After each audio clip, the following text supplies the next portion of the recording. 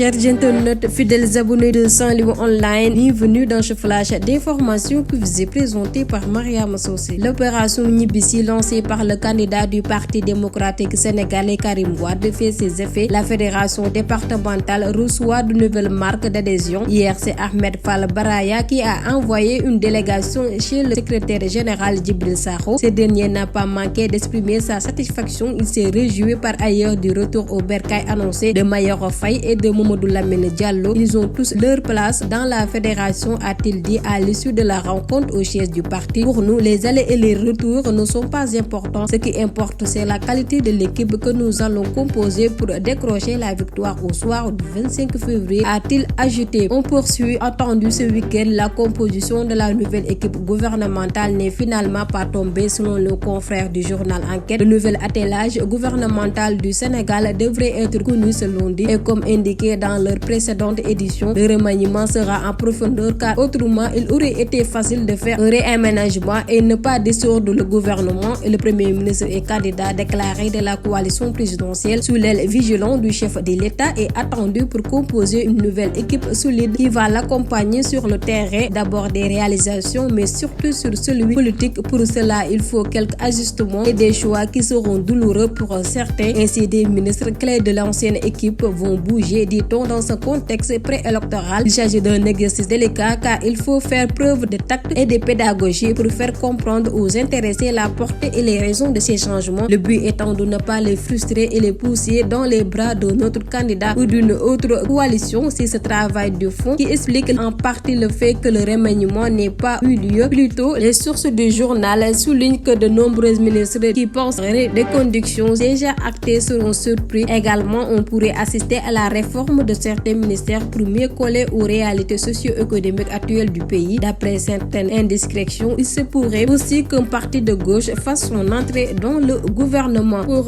terminer, le ministère de la formation professionnelle, de l'apprentissage et de l'insertion a annoncé lundi à Dakar avoir initié un audit qualité visant 447 écoles de formation professionnelle et un audit ne concernant que les écoles de formation en santé. Au départ, il s'agissait de 447 établissements visés, toutes formations confondues, mais il y en a en même temps un audit qui concerne les établissements de formation en santé. A-t-on appris de Mamadou Camara Fall, le secrétaire général du ministère? L'autorité nationale d'assurance qualité de l'enseignement supérieur, de la recherche et de l'innovation va participer aux audits. Selon M. Fall, il s'agit d'un échantillon représentatif sur lequel nous nous adresserons pour observer les résultats sur l'ANAQ-Sup et tendre vers l'amélioration de ce qui se fait dans nos établissements privés de formation, a-t-il expliqué lors d'une réunion du ministère. Les audits ne sont pas menés en vue de la répression des établissements qui ne seraient pas en règle, a précisé Mamadou Camara Fall. Ajoutons qu'il s'agit d'identifier les points à améliorer et d'assister techniquement et institutionnellement les écoles de formation. C'est cela la finalité du jeu. Je pense qu'ils l'ont bien compris et adhérent pleinement, a-t-il assuré. Les audits vont aider à inciter les écoles de formation ciblées à souligner sur les normes et les standards de qualité en matière de formation, étant entendu que le Sénégal a toujours misé sur la bonne qualité de ses ressources humaines, a poursuivi Mamadou Camara Fall. Les audits vont servir à recueillir leurs avis et suggestions, ce qui va permettre aux ministères et aux écoles concernées d'améliorer la qualité de la formation au bénéfice de notre pays. Selon le secrétaire général du ministère de la formation professionnelle, de l'apprentissage et de l'insertion, un comité de pilotage sera mis en place dans chacune des 14 régions du pays dans le but de faciliter les audits, a-t-il dit. Et voilà, c'était tout pour ce flash d'information. Continuez à liker et à vous abonner sur ce. Portez-vous bien.